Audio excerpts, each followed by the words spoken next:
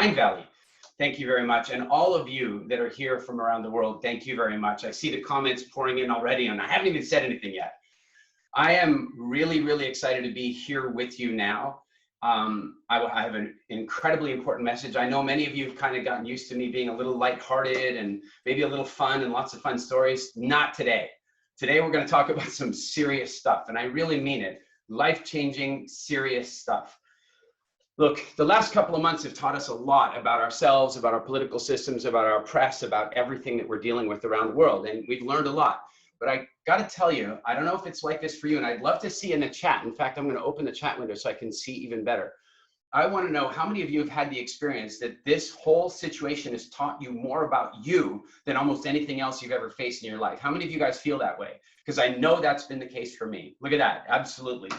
So I want to talk a little bit about COVID, and I'll start with a little joke that I saw. It's a little joke. It's a little risky. It's a little political, but the joke went like this. Doctor, how long will this pandemic last? And the doctor says, I don't know. I'm a doctor. You should probably ask a politician.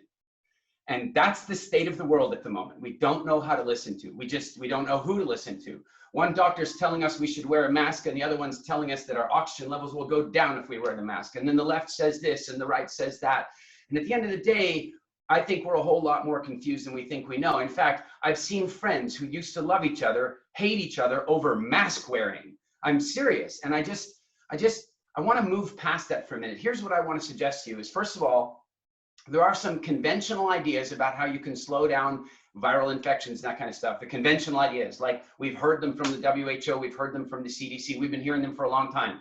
You remember, right? You can wear your mask, you can use your social distancing, make sure you wash your hands. And do you remember this one? Don't touch your face. Long time since we've heard that one, right? But here's the thing. All of those conventional methods, they annoy me. And I don't mean they annoy me because I don't think they're a good idea. I think they're a great idea, but I think that the WHO and the CDC and all of the other incredibly responsible organizations, and by responsible, I don't mean that they're being responsible, I mean that they are responsible, are not telling us some of the very most important things. Right now, just yesterday in the news, 76% of Americans report having gained at least 16 pounds or 7 kilograms over the course of the lockdown. Hang on a second. Do you have any idea what the social cost of that's going to be? Do you have any idea what the suffering that that's going to lead to is going to be? It's not a trivial thing. It's not a trivial thing. Do you understand? You're talking about bigger than a carry-on bag. That's an amount of weight substantially bigger than a reasonable carry-on bag, and 76% of Americans are now carrying that around. And in case you are from one of the many countries that is not America, and you have that kind of arrogant, well, we're not Americans, it's not so different everywhere else either. And so I want to talk about some of the things that I've been discovering. And I want to say this first. In March, I was a bit early in my concern about what COVID was going to do, both in terms of it being a disease and also in terms of its impact on our society. And you may have seen a video that I made. I made a video way back then, like before this was crazy. And the video said that, yes, pay attention to all the social distancing requirements and all the conventional methods of slowing down a viral infection in the population. And then it said, you also need to take care of your own last line of defense. You need to support your own immune system to make sure that you are healthy so that you can really do the best you can to fight this. And you know what was crazy is that video went out, Mindvalley published it, and across all the platforms it wasn't major viral, but let's call it 1 million+ views. But you know what was really funny for me is the number of medical professionals that attacked me. You know what? Because I don't have letters after my name. I only have letters in my name. Apparently you have to have letters in your name and after your name to have an opinion, but I don't. I could add some random ones. I'm going to add new letters after my name. Eric Edmeades, XYZ. The thing is, a bunch of people that did have letters after the name started attacking me and saying, you don't understand virology. You don't understand immunology. You don't understand how this stuff works. And then you know what started happening over the next couple of weeks? Data started coming out of China. And then data started coming out of Italy. And that data has remained fairly consistent across this entire outbreak. And here's what we know. What we now know is that obesity, diabetes, hypertension, autoimmune disease, all of these conditions play a major, major role in whether or not somebody has a severe case of COVID-19 or whether or not they live or die. In fact, One of the research papers that I read out of New York said that 48% of the mortality caused by COVID, which in itself is a questionable measure, but 48% of the mortality involved 3 other diseases. That means that the people were hypertensive, diabetic, and obese. In other words, I don't think many of them were going to make it through 2020 anyway. And then 25% of people had to have 2 major diseases, and another 25% had to have 1 major disease. Far less than 1% of the people suffering serious hospitalization or death actually had any other diseases. Now, I want to be clear. I'm not saying that you shouldn't be afraid of this. I'm not getting in on that political conversation. I know that the press is showing you stories about the young athlete that got sick and might have permanent, but I want you to stop reading the headlines and listen to the credible people about that. And I'm not even claiming to be one of them. I'm saying you got to start being discerning, because you know what's happening right now is that the data is being used to lie. Data itself doesn't lie, but data is being used to lie. And much of what you are seeing in the press is coming from either end of the bell curve. Let me explain for those you might not be familiar with the concept of bell curve, but basically it's a measurement of the averages of things. And so you get this curve shape where majority of things are happening in the middle, and then there's these outliers. There's outliers on either side. And the press is using the outliers. They are using the tyranny of the bell curve to sell the press, to sell clicks, to get you to read. So you need to be careful. And so let's just back up for a minute. The diseases that seem to be really playing a part here in what's going on with COVID-19, they're what we call lifestyle diseases. I hate that term. I do. I don't hate a lot of things, but I don't like that term. Do you know why?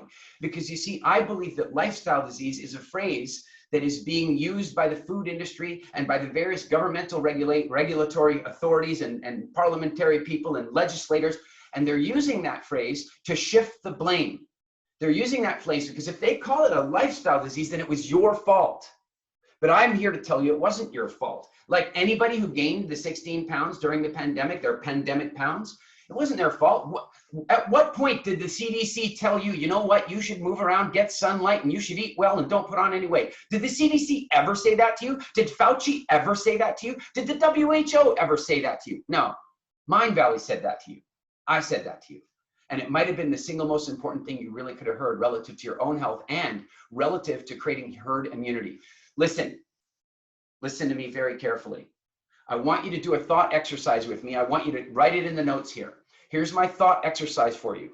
When you consider the statistics of COVID-19, severe hospitalizations, respiratory problems, intubators, and death, when you consider the statistics around that they almost all involve other diseases, here's my question. What do you think would have happened if COVID-19 escaped from a cave, a bat, a lab? I don't care where you think it came from. What do you think would have happened if it escaped from that cave, bat, or lab in 1962? What do you think? Tell me in the chat. What do you think would have happened? Do you think there would have been a lockdown? Do you think there would have been a massive pandemic? I will tell you what I think would have happened. And I'm loving seeing your guys' comments, but let me just really think about the question. If you're not sure about it, really think about it. The question is this. What would have happened if this particular virus, not some other virus, not some similar to flu virus, not what happened in 1968, I'm talking about if COVID-19 happened in the 1960s, what would have happened? And what I would tell you is that because it requires obesity, diabetes, hypertension, and autoimmune disease and chronic respiratory disease, there wasn't enough of those diseases in the population for COVID-19 to grab a hold of the population. In other words, the population would already have had herd immunity. And so we don't have it. And we've been let down by the food industry. We've been let down by the people who are legislating our safety. We've been let down. And it's not our fault, but it is our responsibility. It is our responsibility. And so if I'm not as light as you're used to, if I'm not as joyful as you're used to, and not as fun as you're used to, I want you to know that what I'm going to share with you today might be what I believe to be some of the most important information you need to have about the next 15 years of your life. Because you see, what's going on, I want you to think about it like this. First of all, you want some things, right? I guess you want some stuff. I mean, you want some material stuff. You want to have some life experiences. There's places you want to travel. There's relationships you want to build. There's children you want to have or raise. There's friendships you want to create. There's missions you have. Like, what's some of the stuff that's left for you that you really want to go out there and do. And I'm not talking about the little stuff. I'm talking about the stuff that scares you a little. I'm talking about the stuff that you think about, you go, wow, if I was good enough, if I was amazing enough, if Marissa Peer could convince me that I was enough, what would I go out and do? And I want you to know something. What I'm going to share with you today is the single most important, single most valuable thing you need to know to get that stuff, to do that stuff, without question.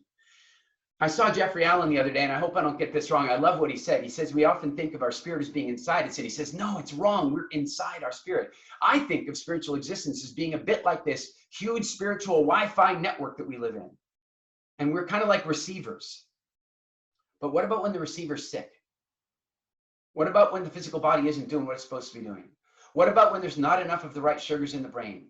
What about if there's not enough fat? What if there's not enough LDL cholesterol to fight diseases? What if we are not physically healthy? Then we're not a very good spiritual receiver at that point. And so what I want to suggest is that, look, imagine that you and I, who would like to drive across America with me? Not right now, maybe. Let's not use America for this example right now. But let's say one day, who would like to drive from New York to Los Angeles with me? You guys in? So let's think about it. We get in the car, and we're going to go to LA, right? We're going to go to LA. But before we get in the car, we're going to have to do some stuff, right? Tell me in the chat, what are some, it's a long drive. What are some of the things that we're going to have to do for the car to make sure that our trip is the best possible trip it could be? So what are the things? There it is. We got to plan the trip. We got to get a map. We got to get snacks.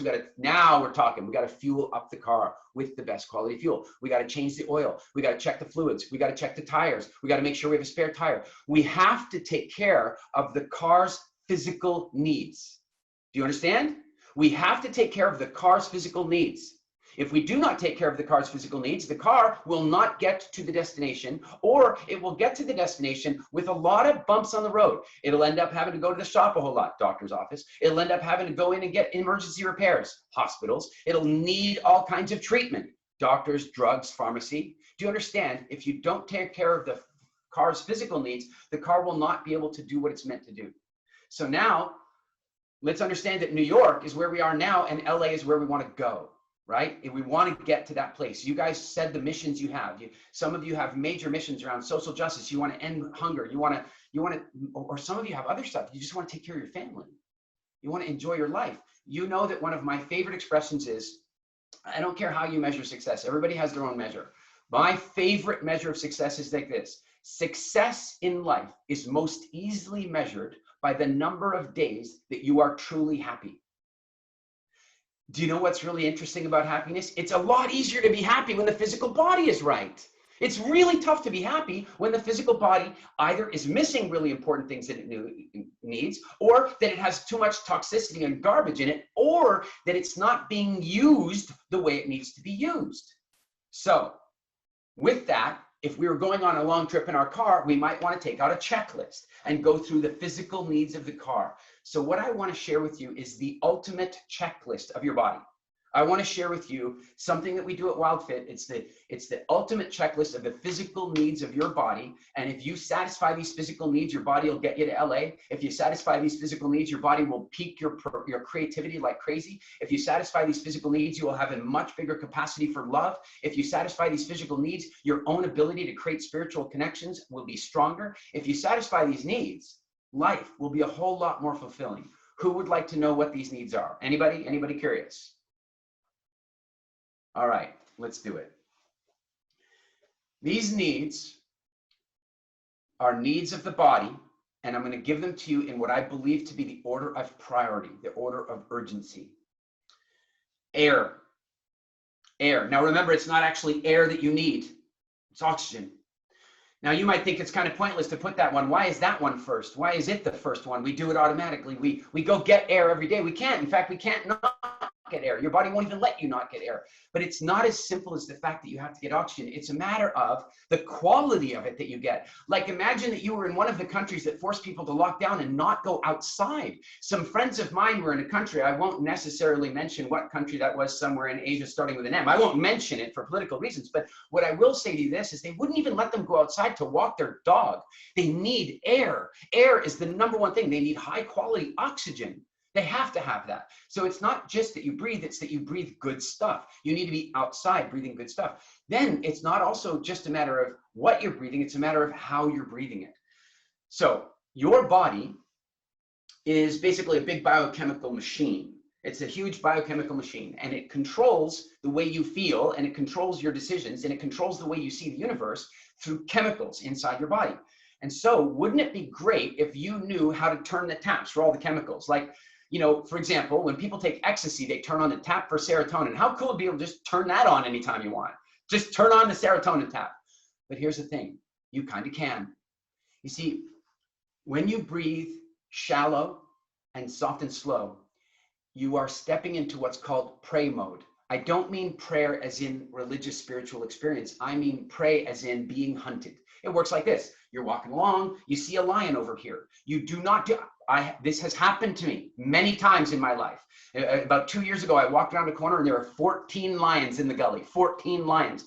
And by the way, in case any of you are wondering what it's like when you see a lion, if you've ever been slightly afraid of a pit bull, you know, if you've ever seen like a pit bull or a scary dog, I want you to know that a female lion would look at that pit bull and swat it with one paw and kill it. And a male lion can do that to a female lion. Like, just think about how strong and powerful, 14 of them. Now, here's the thing. Do you breathe like this when you see the 14 lions? Do you come around the corner and go, oh, look, 14 lions.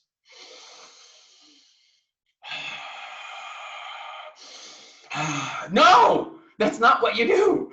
You don't, this is not when you whip out your Wim Hof breathing.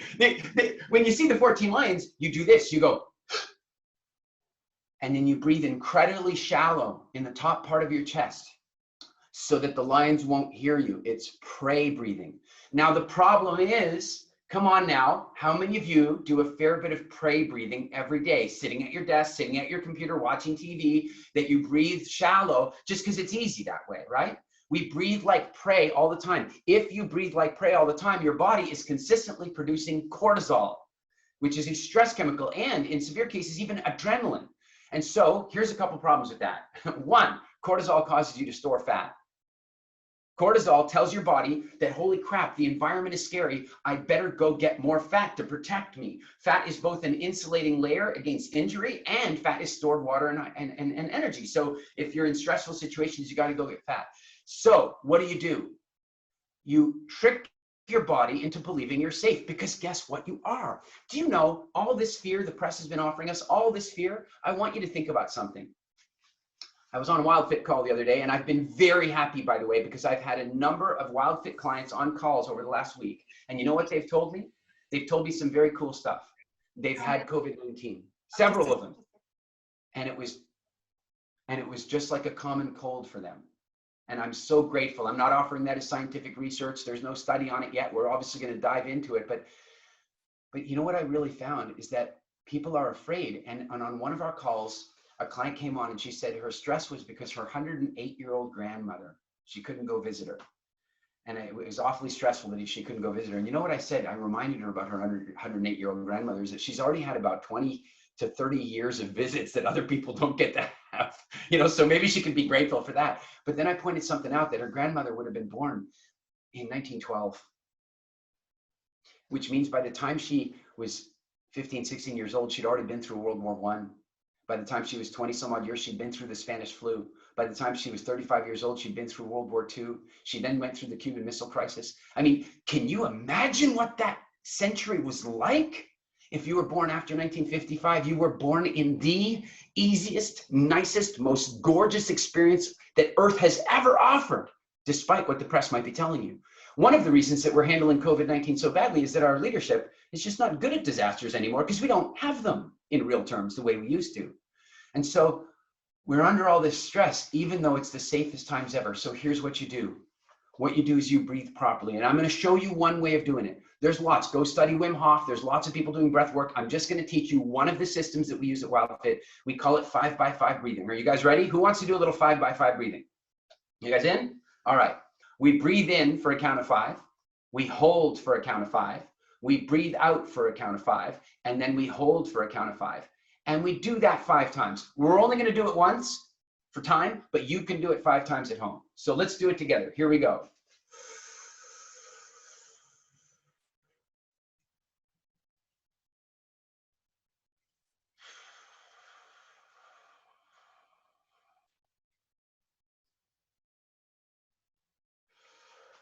Now, for those of you who actually played with me, I want to know the honest truth. Do you feel different right now? Do you feel less stress? Do you feel more relaxed? You just told your cells there are no lions. You just told your cells there's no enemy tribe. You just told your cells that the weather's going to be fine. You just told your DNA that you are safe. And so your DNA can stop producing cortisol, can stop producing adrenaline, and can let your immune system operate. Because I want you to know one more thing. When you allow your cortisol production and adrenaline to peak like that, and you put your body into emergency mode, your body basically lowers the shields. The way I explained this in one of my videos early on, for those of you who are Star Trek fans or Star Wars fans, it's kind of like this. There gets to be a point where the ship is in so much danger that we have to divert energy from the shields to the impulse engines. In other words, lower the shields and put all the energy on the engines. We gotta get out of here. And the same thing happens to us. If you, God forbid, ever do walk around a corner and see a lion, I'd like you to know that if you had a cold and you were all full of phlegm and stuff, and you also had diarrhea, and then you walked around a corner and you saw a lion, you know what would actually happen? Your digestive system would stop and your sinuses would stop. You would stop having the cold or diarrhea in that minute, like that second, because your body would shut off immune response and put all the energy into your legs and your heart and so on to make you go. Well, do you think that's pretty good to do when there's a world pandemic virus running around? Or do you think maybe what we should be doing is constantly and every day doing what we could to raise the shields? And so one of the very best things you can do to raise your shields is to breathe deeply, is to breathe in a deep, calm way so that your cells know there are no lions around. Breath, number one. Number two, and by the way, guys, we're going to do some Q&A about all this stuff, so you can use the Q&A feature and start sticking the questions in there because I'm going to leave some time for Q&A at the end. Number two, in order of priority, water, water. And do you know what's not water? Coca-Cola is not water. Coffee is not water.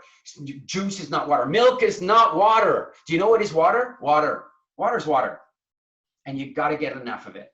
You got to get enough of it, whether it's simply you want your immune system to operate properly, or maybe because you want your brain to operate optimally, or maybe because you want to build muscle, because you know it's crazy. I see all these people out there working their ass off at the gym, eating all the protein they have, get their muscles going, and they don't drink enough water.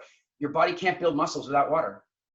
You've got to drink enough water. So what I would say to you is this: 6 to 8 good sized glasses a day. If you're a bigger person, they should be bigger glasses. If you're a littler person, they can be little glasses. And here's another clue. If you are ever thirsty, you've let it go too far. You've let it go too far. That's a sign of dehydration. And I don't mean that you're just thirsty because you were out in the heat or something. If that's different, your mouth's dry. But if you actually get to the point you're thirsty, you've gone too far. You need to drink water preemptively. You need to drink it in advance. I know this because when I've climbed Kilimanjaro, which I've done 7 times, what I can tell you is that they tell you on the mountain to drink a lot of water to fight the altitude sickness. Do you know what we found is even better than drinking water on the mountain? Is drinking water 4 days before the climb. Loading your cells up, fattening your cells up with water before it even begins. So you want to stay hydrated, not get hydrated. You want to stay hydrated. And so you've got to make sure you're getting enough water. All right, number three. Now, why are these in order? They're in order of urgency. How long can you live without air? Minutes. How long can you live without water? Days. The next one is sleep. Yeah, I know a lot of you thought it was food. And by the way, what's the number one thing people have been reaching for right now? What's the number one thing they've been reaching for in COVID time? Food. It's not even number 3 on the list. We're going to talk about food in a minute, but it's not even 3 on, it's not. Sleep is number 3 on the list. Your sleep has everything to do with the strength of your immune system. You got to get good quality sleep. And there's so many devices out there now that can help you to optimize your sleep. You can have your iWatch or your Oura Ring or any number of things that can help you to measure your sleep and then optimize your experience. But here's a couple of clues.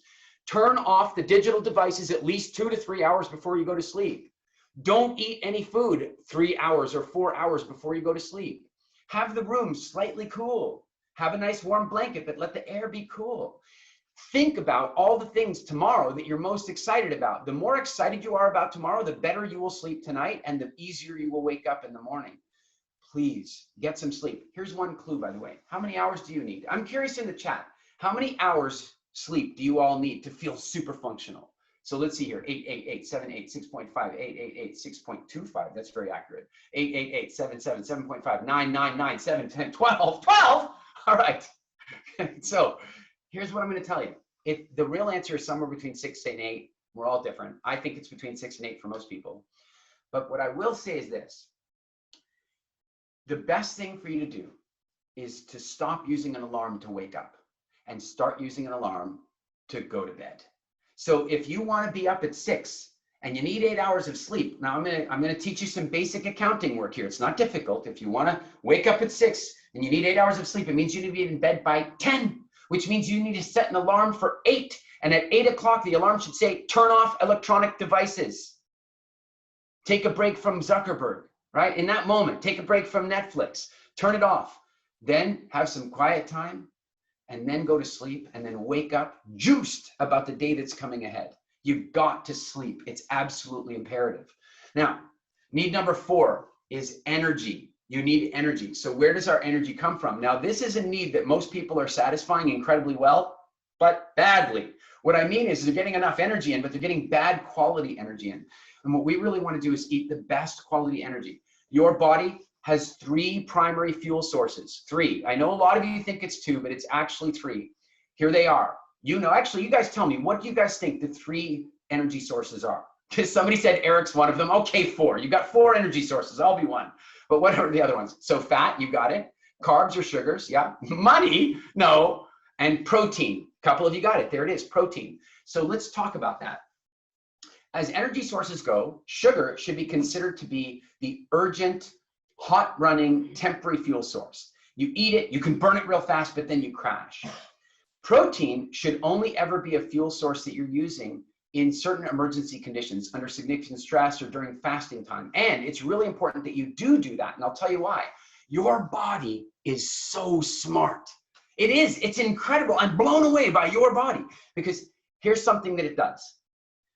When you go into what we call winter in WildFit, and your body goes into a particular type of stress as a result of winter, your body will start burning protein. It'll burn protein for energy. But you know what's great about your body? Your body will seek out the diseased and old proteins and burn them first. In other words, it's a cleansing. Just like lions hunt the old and the sick out of the herd and keep the herd healthy, your body does that when you create that opportunity for it. And so also your body has fat, so sugar, protein, and fat. And right now, most of us should be working on burning fat. And there's 2 things that we can do to trigger better fat burning. One is eat really good quality fats. For those of you who are not vegan, what does that mean? It means mostly good quality animal fats. And of course, for those of you who are vegan, you can find a number of other fats to substitute for that. But you've got to eat good quality fats, one way to make sure you've got fat on your body that you can burn really well. And here's the other thing. Don't eat so much carbs when you want to burn fat, because if your body gets carbs in, then it will automatically go, well, I've got carbs to burn, and then it'll switch to carb burning. Not ideal. And so you want to have long periods of time where your carb intake is reduced. That's why we have WildFit Spring in our programs. And then the other thing is that you do exercise that stimulates fat burning. And we'll talk more about that in the next category, because category number 5, the 5th physical need of the body is movement. Movement. Now, I'm not going to be the boring fitness guy who tells you got to move to keep your muscles going and you got to move to keep your fitness and your cardio. You all know that. You know that. You know, use it or lose it. You know that. But I want to give you another version. You see, your body has these pumps. It has a heart, and it has the diaphragm. Those are pumps. And those pumps pump urgent and important functions. So the blood is being pumped. It's urgent and important. It has to be pumped every time. Your heart beats like all the time. It just keeps going. It's the most amazing organ. Bum, bum, bum, bum, bum, and it keeps going. And your diaphragm, it's controlling your air, because that is also urgent and important. If either one of those pumps stopped working for more than 2-3 minutes, you're dead. But there's another thing that your body needs, and that is lymphatic fluid. Your lymph nodes around your body produce lymphatic fluid, and the lymphatic fluid, it goes all around your body and it cleanses you. It cleans your cells. It cleanses your body. An incredibly important function of your immune system. It cleanses you. And the trouble is that there's no pump for it. And the reason there's no pump is that its job is important, but not urgent. It's not urgent because for our ancestors, movement was such a regular, everyday, had to be done requirement that we didn't need a pump. You needed to walk 10 miles a day to get enough water, to get enough food. You needed to. You needed to.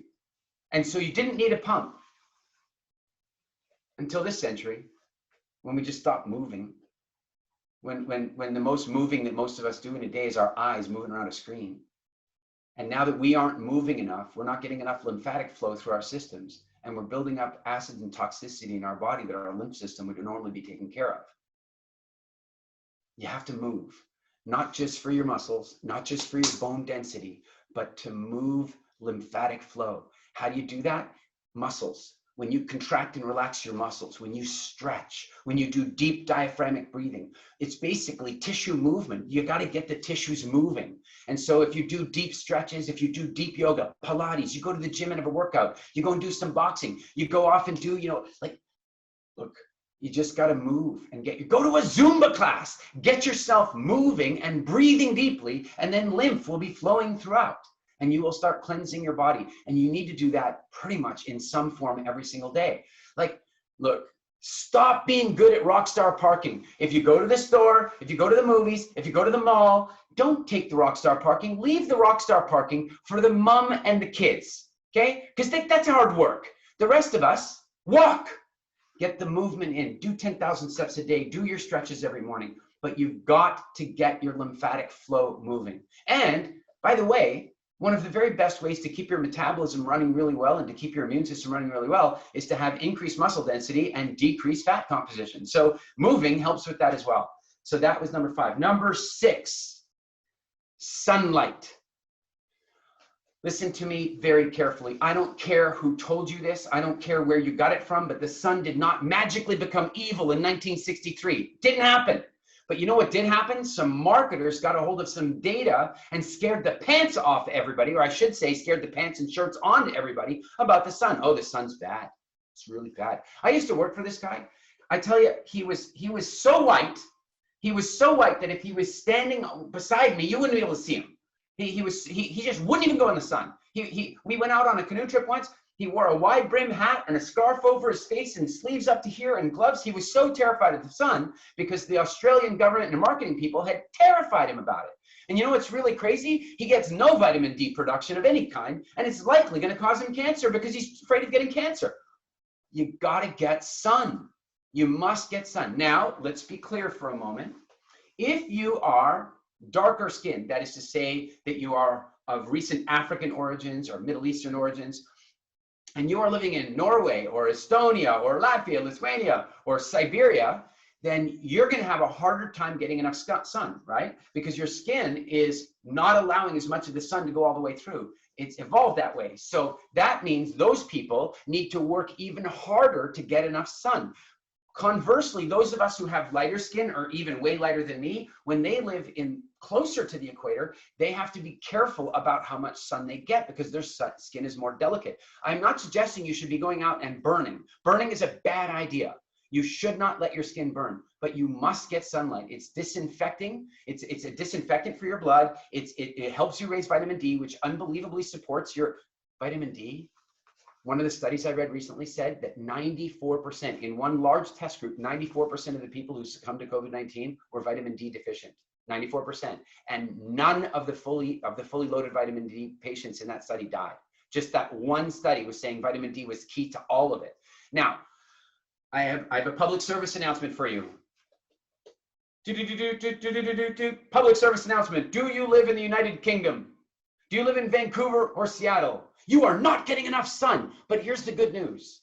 You don't have to wait till every third year, that one Sunday. You know the one day that it comes out, usually on a Thursday afternoon when you have a meeting and it comes out. You don't have to wait for that day. If it is light outside, you are getting sunlight. Now, yes, some nice direct sunlight would be nice, but if it is light outside, then go outside and get that natural light on your skin and help your body get its vitamin D production up. You must please go and do that. Humans make their own vitamin D.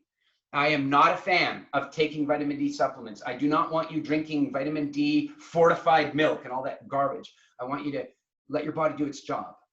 Get outside, get some sunlight, Let natural light into your eyes. Let natural light. Yeah, you might want to wear sunglasses between 10 and 2. But after that, no. In the morning, go look at the sunrise. Not right at the sun. Don't be a fool about it, of course. At the sunset, go look at the sunset. Not right at the sun, but let the orange light bathe into you. And then produce the vitamin D that you want and have the immune system you want. All right. That was 6. 7. Non-energy nutrients. Okay, so we talked about energy. But now you need non-energy nutrients. So let's talk about this. What does that mean? Well, there's a bunch of non-energy constituents in food, like fiber, vitamins, minerals, fats. Oh, fats, sorry. But they are also energy, but there are also some that are used for non-energy. So you've got a bunch of these non-energy things that are in food, and we need them. We need to get them. And so one of the problems with eating junk food is not just the toxicity that puts in our body, but then when we eat this one junk food, then we now don't have space to put in the good food.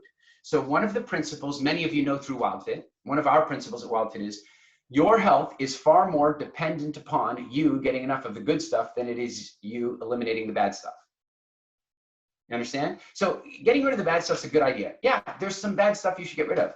But more than getting rid of the bad stuff, what you really need to be doing is putting in the good stuff. So what is the good stuff? Well, I want you to think of it this way. If you got yourself an exotic pet, tell me in the chat, what kind of exotic pet? If it was cool and politically correct and non-environmentally damaging to have an exotic pet, what exotic pet would you like to have? I'd love to know. A toucan, giraffe, awesome. A leopard, that's a scary exotic pet right there. Tiger, kangaroo. All right, here's the thing. Let's say you got your exotic pet. Would you go to PubMed and read nutritional science papers to figure out how to feed your pet?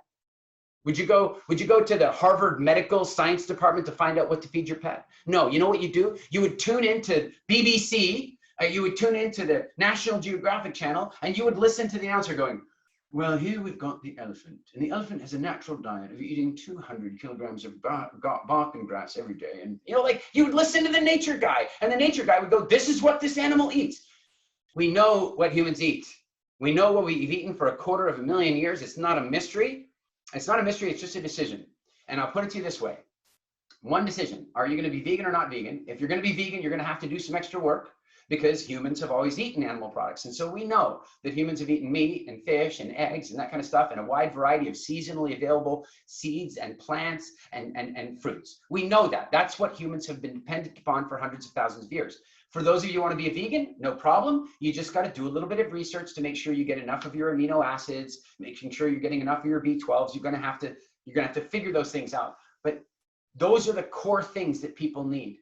And if you get those core needs met, you'd be amazed how resilient your body can be for the occasional non-functional treat you want to have.